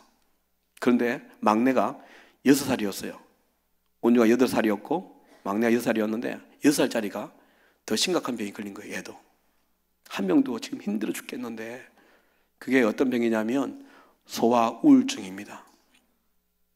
병원 오면 언니 죽어 있죠, 발작하죠, 집에 가면 아무도 없어요. 그래서 너 우리 맡겼어요. 모르는 사람과 밥 먹고 자고, 이 스트레스가 와서 소아 우울증이 온 거예요. 교수님이 그러세요. 심각한 병이라고. 그래서 살릴 애를 살리라고. 오인이는 포기한 거고 얘 살려라고. 그래서 아내는 3월 16일 날 막내를 데리고 집에 갔습니다. 그리고 저 혼자 남았어요. 혼자 이렇게 막 또 싸우고 발작을 싸우는데 3월 20날 새벽 1시에 우리 언니가 왁 또 시작하는데 그날은 좀 이상해요. 평소와 달라요. 더 두려웠습니다. 아, 뭔 일이 터질 것 같은 두려움이, 공포가 막 왔는데 그날 터진 겁니다. 그날 저도 모르게 제 옆에 있던 제 핸드폰으로 영상 찍은 게 있거든요. 이 방송실에요, 불 좀 꺼주시고 제가 틀어달라면 같이 틀어주세요. 그래서 방송 영상 1 있지 않습니까? 예, 부탁할게요. 그날 찍은 영상 제가 일이 터진 영상 보여드리겠습니다. 예, 부탁할게요. 예수님? 아멘. 할렐루야. 꺼주세요. 예, 그 새벽에 일어난 이야기입니다. 얘가 8살짜리인데 그러더니 손을 모아요. 그러면서 눈물을 막 흘려요. 그래서 하는 말이, 그렇게 많이 불렸던 아빠 엄마가 아니라 예수라고 죽음에서 깨어난 겁니다. 네. 병원이 발칵 뒤집혔습니다. 병원이 뭘 했습니까? 현대의학 기술로 살릴 수 없다고. 죽음을 대비하라고 그랬는데 2달 만에 1월 19일 날 죽음으로 들어갔다가 3월 20일 날 예수라고 깨버린 것이죠. 근데 문제는 뭐냐면 깼는데 몸이 다 망가진 거예요. 깼을 때 면역력이 제로였습니다. 없어졌습니다. 지방, 단백질 없어졌고요. 근육도 사라졌습니다. 그리고 이게 다리고 발이잖아요. 굳어버렸습니다. 그러니까 이제 통나무처럼 뻣뻣한 애가 된 거예요. 그래도 우리 교수님이 예수 믿지 않는 분인데 그분이 흥분해서 이런 기적이 어디 있냐고. 어머니 아버님 재활이 10년 20년 걸려도 하자고 그랬었어요. 오히려 우리한테 막 원했던 그때 했어요. 그래서 재활을 하려면요 이 코줄을 뽑아야 된대요. 코를 지금 들어갔기 때문에 애가 영양을 다 잃어버렸잖아요. 이게 모든 것들이. 그렇죠? 코줄을 뽑고 입으로 넣어야 된대요. 그럼 이제 돌아왔으니까, 생명이 돌아왔으니까 이제는 걔를 안고 이렇게 못 움직이니까 안고 휠체어 태워서 1층으로 1층에 가면요 영상의학실이 있습니다. 그 영상의학실에서 그 영상을 찍은 거거든요. 왜냐하면 그 영상의학실은요 여러분 엑스레이 아시죠? 엑스레이인데 영상이에요. 그 안에 다 보여요. 그래서 다 보이는 그 앞에 세워놓고 앉혀놓고 요플레를 한 방울 딱 떴어요. 혓바닥 위에 올려놨어요. 걔가 자기 힘으로 꿀뚝 삼키면 코줄 벗고 입으로 넣자. 삼킬 수 있으니까 이렇게 이제 생각했는데 그 요플레 한 방을 못 넘기는 거예요. 그래서 교수님이 보더니 제가 들었어요. 이렇게 말씀하셨어요. 아이고 목에 근육이 사라졌네. 2달 동안 아무것도 먹지 않았잖아요. 코로만 들어갔잖아요. 목에 근육이 사라진 거예요. 그래서 다시 그를 안고 다시 올라왔어. 그런데 그 와중에 막 이런 일 저런 일 막 하자 맞게 회의를 하면 중에 3월 28일 날 3월 20일 날 예수라고 깼고요. 3월 28일 날 대낮에 하나님이 또 엄청난 기적을 보이셨습니다. 영상 가져왔거든. 그다 찍은 겁니다. 영상 보여주십시오.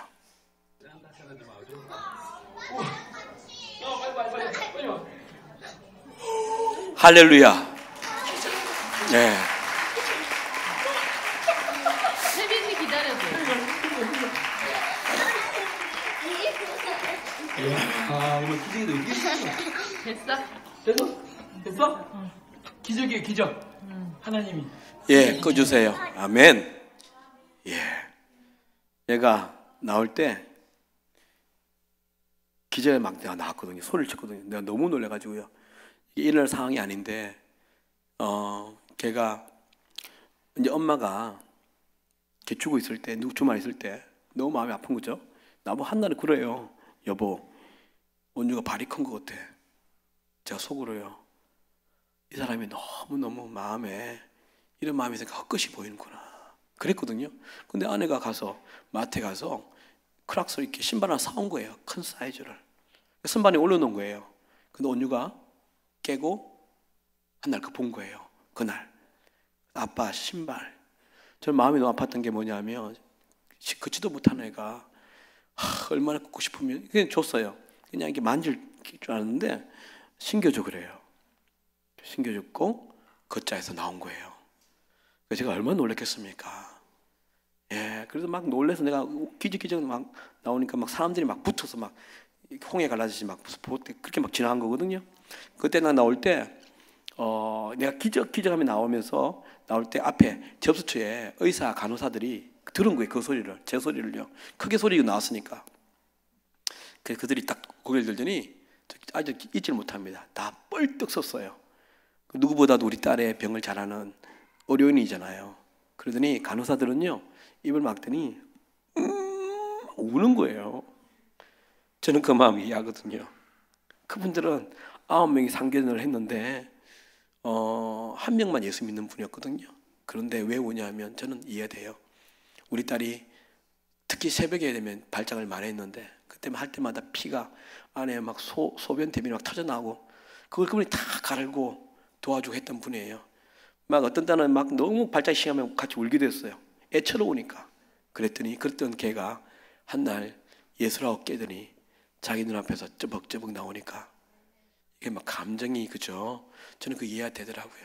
그러면서 그 당시에 저희 주시 중에 이화여대 출신인 의사가 한 명 있었는데 저희 방에 오셔서 하는 말이 아버님, 어머님, 저도 교회 다녀요.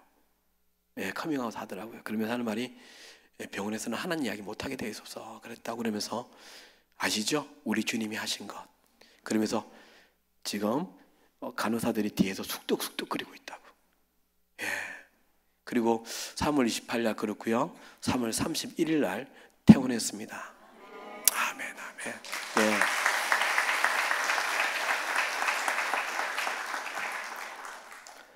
4월 5일이 부활절이었습니다. 3월 달이 사순절이었잖아요. 제가 그렇게 미친 사람처럼 기도했었어요. 3월 달 사순절 기간 동안에 하나님, 예수를 살리신 분이 지금 내 하나님 아니십니까? 하나님, 곧 4월 5일 부활절이 다가오는데 우리 딸 살리셔서 예배당에 가게 하셔서 하나님이 살아계신 것 증인이 되게 해달라고 그렇게 기도했거든요. 그래서 이제 3월 30일 퇴원했기 때문에 제가 무리하게 목사님 아내랑 의논하고 목사님 전화해서 4월 5일에 가겠습니다, 목사님. 그랬어요. 올 수 있냐고. 가겠습니다. 4월 아침에 뒤에 숨어 있었습니다. 그리고 목사님이 11시 설교 마치고 난 다음에 오늘 저희도 한 2,500명 출석하는 적지 않은 교회거든요. 그래서 오늘 죽었던 예수께서 부활하신 날 동시에 죽었던 온유가 오늘 교회에 왔습니다 하니까 사람들이 확 놀라는 거예요. 그러면서 온유야 너 나와라. 그래서 제가 저 손을 잡고 쭈벅쭈벅 나오니까 사람들이요 막 너무 놀래가지고 박수를 막 치다가 울음바다가 되었습니다. 여러분, 진짜 기도하면 그 사람의 아픔이 내 아픔이 되고요, 그 사람의 기쁨이 내 기쁨이 되잖아요. 그러니까 그렇게 돼버린 거예요. 그런데 막 걷고 나오는데 제 엉덩이에서 핸드폰에 계속 진동이 오는 거예요. 11시 예배 때 누가 뭐 초청도 다 예배할 텐데 뭐지? 급한 건가? 살짝 봤더니 잊지 못할 문자가 하나 와 있더라고요. 누가 보냈냐면 그 예배당 안에서 저 뒤쪽에서 30대 초반에 청년부 자매가 보낸 거예요. 그 온유 보면서요. 뭐라 했냐면 목사님, 예수님이 진짜 살아계셨네요. 여러분, 근데 이게 어떤 의미인 줄 아십니까? 온유가 나오는 거 보기 전에는요, 예수가 진짜인지 가짜인지 일이 살았던 것이죠. 저는 이것이 어쩌면 사실 한국교회의 실상이 아닐까. 하나님, 예수님은 추상적인 것처럼 안 보이세요, 그렇죠? 그러니까 피부에 와닿는 돈이 더 가까웠고요, 눈에 보이는 성공이 더 매력적이어서 종교 행위는 하나 삶 속에 아무런 예수의 흔적이 없는 한국의 교회가 되어버린 거 아닌가. 예. 그래서 오늘 제가 여러분들에게 이런 살아있는 간증하게 된 거는 우리 하나님 곧 만난다고요. 여러분, 많은 분들이 보험에 든 것처럼 사셔요. 내일 오겠지, 다음 주 오겠지, 내년 오겠지. 여러분, 우리 딸 8살이었습니다. 누구도요, 죽음을 당한 사람들 그날 아침에 신발을 신으면서 오늘이 내 인생의 마지막이라고 느끼고 시작한 사람이 있을까요? 없습니다. 그런데 내 주위의 사람도 내가 예수 믿는 걸 모르는데 주님 앞에 갔을 때 어찌하겠습니까? 오늘 제가 묵상할 때 봤던 말씀이 주 앞에서 하나님이 낱낱이 들춰내신다고, 그 두려운 말씀을 저 또 읽었거든요. 아닙니까, 여러분? 그래서 오늘 제가 시편 33편 8절에 그런 말 있잖아요. 너희는 여호와의 선하심을 맛보아 알지어다. 맛을 봐야죠. 왜 한국 교회 기독교인들이 주는 거 아십니까? 하나님을 맛본 사람들이 없어서 그래요. 예수 믿어도 별거 아니네, 예수 믿어도 뭐 복 받는다더니 더 힘드네. 그래서 또 예수 믿는 사람 보니까 아이고 저 사람 보니까 변하지 않아 똑같아. 그래서 하나 둘 나가는 거죠. 전도 힘들지 않습니까? 나도 모르겠는데. 나도 예수가 모르겠는데, 누구지 모르겠는데. 그렇지 않습니까, 여러분? 여러분, 전도는요, 저와 여러분의 삶을 통해서 전해지는 거예요. 여러분 설득하는 거 아니에요. 예, 여러분 그런 말 하잖아요. 아, 이 영상 봐. 이 간증 들어봐. 하나님이 이렇게 일하시잖아. 당신 예수 믿으면 잘 될 거야. 설득하는 거 아닙니다, 여러분. 오늘 제가 막 이 간증하는 거요, 기도했더니 다 낫더라. 천만에요. 제가 오늘 간증하는 이유가 뭔지 아십니까? 저한테 전 세계에서 수많은 사람들이, 죽음 앞에 있는 사람들이 문자가 와요. 우리 간증을 듣고 온유의 살아난 모습을 보고. 그런데 90%는 다 죽습니다. 근데 우리가 같이 기도하면서 아는 게 뭔지 아십니까? 하나님이 계시다는 사실에 대해서 인정하게 되더라고요.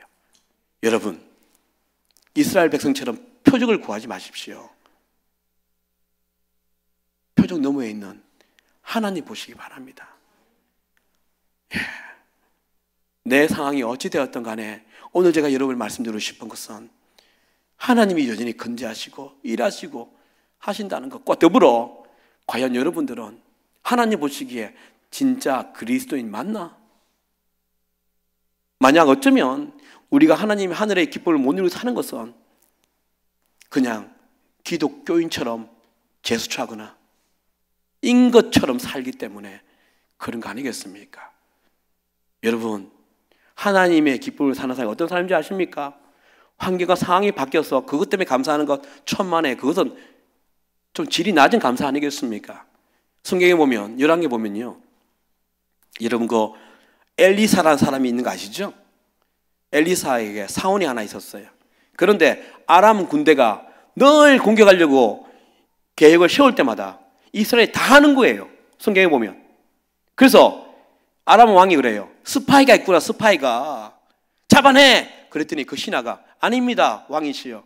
이스라엘은 엘리사라는 선지자가 있는데 그 선지자가 하나님께 통해서 다 받아서 전하기 때문에 그렇다고. 그러니까 아람 왕이 뭐라는지 아십니까? 그러면 엘리사를 죽여야지. 그래서 수많은 마병과 병거를 보냅니다. 엘리사 한 명 죽이려고. 어느 날 아침에 그 엘리사의 사원 중 한 명이 눈을 떴더니 밖에 수많은 군대가 가득한 거예요. 놀래 자빠진 거예요. 성경에는 어이구 주여 주여, 이렇게 얼마나 급했는지. 그래서 엘리사에게 말합니다. 지금 이런 상황이 됐다고. 그랬을 때 엘리사가 기도합니다. 이 사원의 눈을 뜨게 해달라고 했을 때 그 마병과 병거보다 더 큰 불병거와 천천만만의 천사들이 가득 있는 것을 보게 한 일이 있지 않습니까? 하나님을 맛본 사람들은 세상은 절망이라고 말하지만 그 절망 때문에 소망을 보기 때문에, 상황과 환경이 그러하더라도 그것을 보기 때문에 기가 막힌 상황과 웅덩이 속에서도 감사하며 예배할 수 있는 것. 그래서 세상이 우리를 보기에 세상이 감당하지 못하는 사람들. 여러분, 고린도전서 2장 4절에 이런 말씀이 있습니다. 사도 바울께서 내 말과 내 전도함은 설득력 있는 지혜의 말로 하지 아니하고 했지 않습니까? 복음은 설득하는 게 아니랬습니다. 예수 믿으면 잘 된다 아니라 그랬습니다. 뭐라고요? 내 말과 내 전도함은 설득력 있는 지혜의 말로 하지 않고 내 삶에 나타난 성령으로, 능력으로 한다고 그랬습니다. 우리 안에 예수가 가득해서 어떤 상황과 환경 속에서도 그것을 능가하는 기쁨을 누리는 사람들, 그 사람들 보면서, 성령의 능력을 보면서 여호와를 두려워한다고 그랬는데, 내 삶이, 나도 똑같이 입으로는 절대 가치가 예수라 말하나 내 삶의 절대 가치는 예수를 믿으면 준다는 그 복에 가 있으니까 똑같이 사는 것 아니었습니까? 그렇죠? 초대교회는 인터넷도 없고 교통도 발달 안 했지만 살아있는 복음이었기 때문에 전염병처럼 그렇게 뻗어나갔다 했는데, 지금은 인터넷도 교통도 그렇게 많이 발달했는데 불구하고 계속 복음이 힘을 잃어가는 것은 우리 때문 아닐까요? 오늘 여러분에게 위로와 격려와 더불어서 응원합니다. 하나님 살아계십니다. 네, 한번 살아보자고요. 아멘. 그래서 오늘 제가 간증했던 것은 아시죠? 예, 우리가 부산 내려갈 때 표지판 보고 가잖아요. 그렇지만 표지판이 중요합니까? 부산이 중요합니까? 부산이죠. 그럼요. 표적이 아니라 표적 너머에 있는 그 목적지, 그것이 중요한 것이죠. 그래서 해보자고요. 예, 경제는 힘들다 그러고 살기 힘들다 그러지만, 그죠? 예수 믿으면 복 받는 게 아니라 예수 그 자체가 복이기 때문에 시편 16편 2절에 뭐랬습니까? 여호와여 주만이 나의 주님이시오니 주밖에는 나의 복이 없다 그랬던 것처럼 하나님 그 당신이 복임을 아시기 바랍니다. 악인이 잘 된다고요? 왜 형통하냐고요? 여러분 수천 년 전에 시편을 통해서도 시편 73편이 그 말입니다. 왜 하나님의 악인이 형통합니까? 근데 그렇게 불만했던 그 사람도 주의 성소에 들어갔더니 하나님을 만나고 난 다음에 그가 마지막 내뱉는 말이 여호와께 가까이 함이 복이라고. 복이 괜히 받겠지 않습니까? 여러분 그렇다면 악인이 복을 받는다고 천만에 이 말은 맞지 않습니다. 왜? 그 안에 하나님이 없기 때문에 진짜 복이 아닌 것이죠. 아멘. 아멘. 그래서 오늘 저는요 시간을 좀 채나 쓰긴 했지만 오늘 이것으로 간증을 마치려 합니다. 여러분, 여러분을 통해서 여호와의 영광이 드러나길 바랍니다. 당신 보면 예수 믿는 것 같아. 예수 믿죠? 어느 교장이세요? 이런 일들이 있기를 바랍니다. 아멘. 제가 오늘 또 제가 이제 공항으로 가야 됩니다. 다른 나라 가야 되는데요. 그래도 왔으니까 노래 하나 하고 가야 되지 않겠습니까? 그렇죠? 예.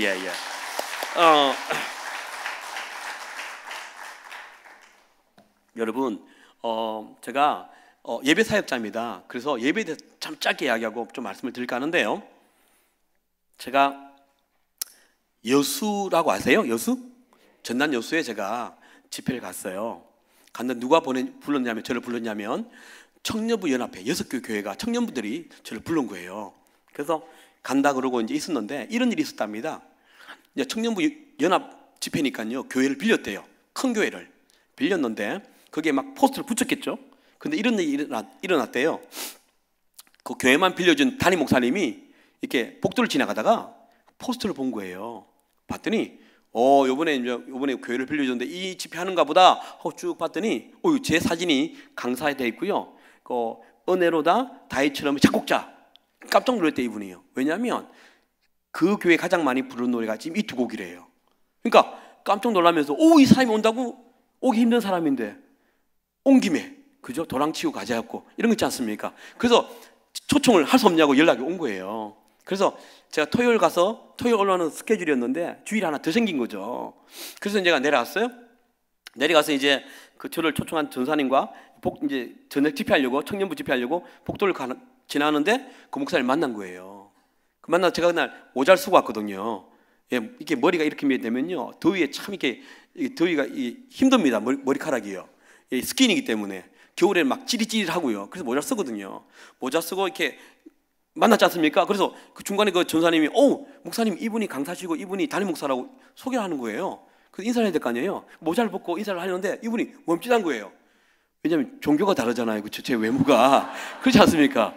종교도 다르고 제가 그날 이 티셔츠랑 청바지에 운동을 신고 한 거예요. 특히 지방 가면요 강사는 어떤 얼굴, 어떤 모습 다 그죠? 이런 게 너무 다른 거예요.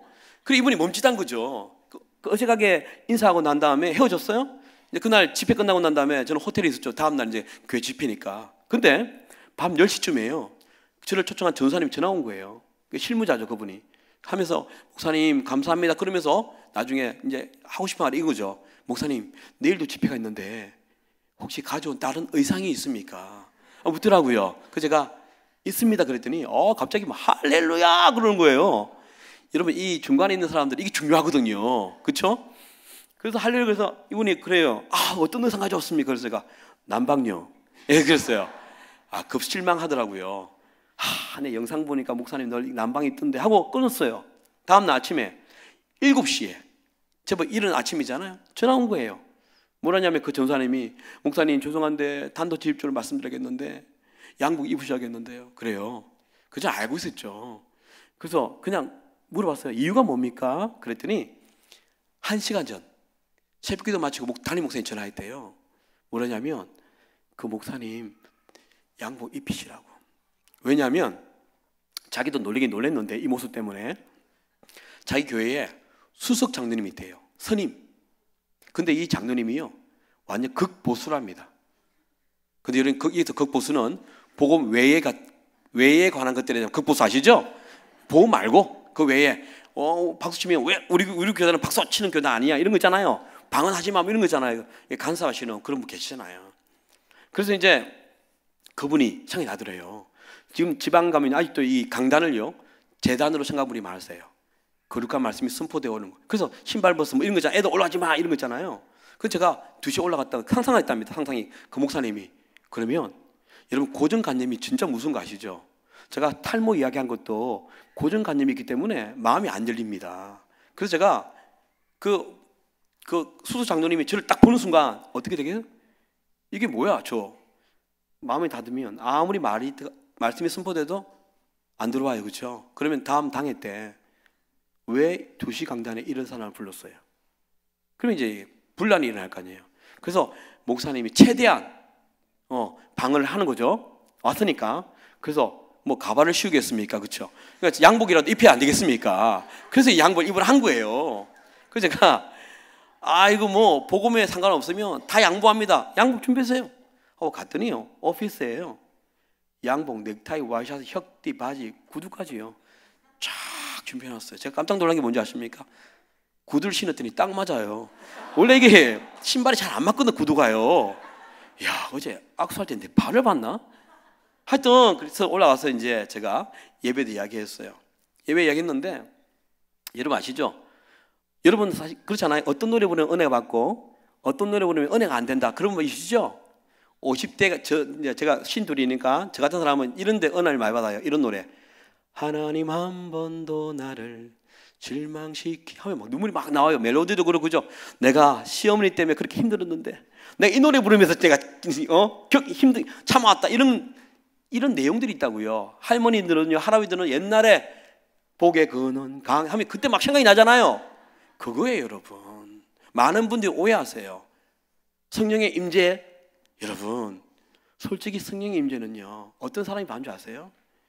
소식이 우리 월, 화, 수, 목, 금, 토 주일 교회 오기 전까지 돈 버느라고 핸드폰 보느라고 드라마 보느라고 유튜브 보느라고 시간 다 낭비하시고 어제 토요일 저녁에도 여유가 있으니까 못 봤던 드라마 정주행 하시고 오셨지 않습니까? 마음이 다 들어야 된 상태에서 그나마 내가 노래해줘야 은혜 받는 거 아니에요. 솔직히 여러분 북한의 동포들 보셨습니까? 그들은요 지금도 숨어서 예수 믿지 않습니까? 그들에게 예수라는 말만 나와도요 다 예수 믿어 서로 눈물 흘리고 가슴이 뛰고 그러지 않습니까? 왜요? 그들은 생명을 걸었기 때문에 예수에 다른 거예요. 우리가 월, 화, 수, 목, 금, 토 주님 만나는 삶이 있었다면 어떤 노래가 나와도 주여 고맙습니다 이렇게 되지 않겠습니까? 그 이야기 했었어요. 그래 이 성경에서 말하는 예배에 대해서 살짝 이야기했거든요. 하고 찬양을 시작하는데 오늘도 부를 노래가 다 제가 만든 노래예요. 어떤 교회는요 목사님 그거 하면 성도들이 따라할까요? 그런 분 계시거든요. 하여튼 저는 제 노래 다 합니다. 그러면 제 노래가 나오면 은혜 받을까요? 안 받을까요? 성도들이 에이 아부하지 마시고요. 여러분 은혜 못 받습니다. 왜? 우리가 늘 했던 것처럼 모르는 노래인데 가사도 또 안 들어오는데 그쵸? 은혜 못 받아요. 근데 천들 막 나오는데요 갑자기 저 뒤에서요 중년의 신사가요 뛰쳐나와서 춤을 막 추는 거예요. 제가 사진 가져왔어요. 그날 그 교회에서 깜짝 놀래가지고 사진을 보내줬어요. 보여주세요. 사진 있죠? 예, 이렇게. 다음 사진요. 여기 보세요 여러분. 스님이 양복 강조로 입고 찬양인 동안 보이시죠? 제가 저렇게 강조로 양복 입고 다음 사진요. 예, 여러분 이분이 와서 춤을 추는데 800명의 성도들이요 와 터진 거예요. 왠지 아세요? 그분이 그 수수 장로님요. 그분이요 이승필 장로님이라고 지금도 친하거든요. 그분이 춤을 추고 이분이 늘 간섭하고 이렇게 하지만 이렇게 했는데 입을 터져버리니까 800명이 다 터져버린 거예요. 첫노래 막 그냥 막 성령의 인자함이 정말 난장판이 된 거예요, 여러분. 그때 제가 생각난 말씀이 있었습니다. 시편 126편 1절 3절에 이런 말씀이 있습니다. 여호와께서 시온의 포로를 돌리실 때에 우리는 꿈꾸는 것 같았도다. 그때 우리 입에는 웃음이 가득하고 우리 혀에는 찬송이 차섰도다. 대저 열방이 말하기를 여호와께서 저들을 위하여 큰일 대사를 행하셨다 하였도다. 하나님이 돌이켜버리니까, 그 짧은 시간에 돌이켜버리니까 꿈같은 예배가 그날 이루어지더라고요. 저는 오늘 그 예배하러 왔습니다. 아멘. 아멘, 아멘, 아멘. 그리고 난 다음에 서울로 올라오는데요, 그분이 연락이 온 거예요. 꼭 만나고 가라고. 그래서 만났는데 눈물이 나오는 간증을 하더라고요. 왜 나온지 아십니까? 목사님, 제가 왜 나온지 아십니까? 그 이야기 하는 거예요. 자기가 그때 깨달은 게 뭔지 아십니까? 짧은 3, 40분의 저의 도전을 들으면서 느낀 게 있답니다. 고백과 회개는 다른 거구나. 고백은요, 우리 늘 대표기도 할 때 그러지 않습니까? 하나님 또 줬습니다. 또 패배했습니다. 또 다음 주에는 또 말씀하세요. 승리했단 말이 없습니다. 고백은요, 말로 끝나는 거예요. 회개는 뭔지 아십니까? 하나님 미안합니다. 잘못했으면 삶이 바뀌도록 애쓰는 거죠. 이분이 자기가 배워왔던 예배가 잘못된 것을 알았대요. 그래서 하나님 미안합니다. 그러면서 하나님 바뀐 내 모습 보여드릴게요 하고 나온 거예요. 누구보다도 체면 채통 중요적인 그분이 하나님께 하나님 내 바뀐 거 보여드릴게요. 그 말을 듣는데 눈물이 반오더라고요. 오늘 여러분, 예배의 주인은 하나님이십니다. 그런데 어느 날부터 예배의 주인이 여러분이 되셨습니다. 내가 은혜 받는 예배, 내가 좋아하는 찬양, 내 취향에 맞는 예배, 어느 날부터 예배의 주인이 내가 되어버렸습니다. 하나님이 늘 임재하는 예배에 어떤 날은 은혜 받고 어떤 날은 죽 섰고 말이 안 되지 않습니까? 오늘 하나님이 기뻐하는 예배, 내 취향이 아니라 하나님이 감동하는 예배 하셔야 안 되겠습니까? 마지막으로 하나 더요. 여러분, 제가 팔순잔치에 갔습니다. 축가 부르러 갔어요. 왜 가면 안 됩니까? 비웃는 것 같아가지고. 축가 갑니다. 결혼 축가도 하고요. 근데 팔순 큰 상에 돈이 많으신 분 같아요. 그래서 잘 차려놓고 이렇게 허리가 일도 많이 하셨나 봐요. 허리가 좀 굽으셨더라고요. 앉아 계신데 내가 축가를 하고 단상을 내려오는데 갑자기 60대 중반의 할아버지가 뚜뚜 뛰어올라오더니 그 단상 앞에서 막 춤을 추는 거예요. 상황이 좀 이상해요. 그래서 저는 이 잔치집이라 약주를 많이 하셨구나. 그래서 제 회중들에게 도움을 요청하려고요. 좀 내려오시라고.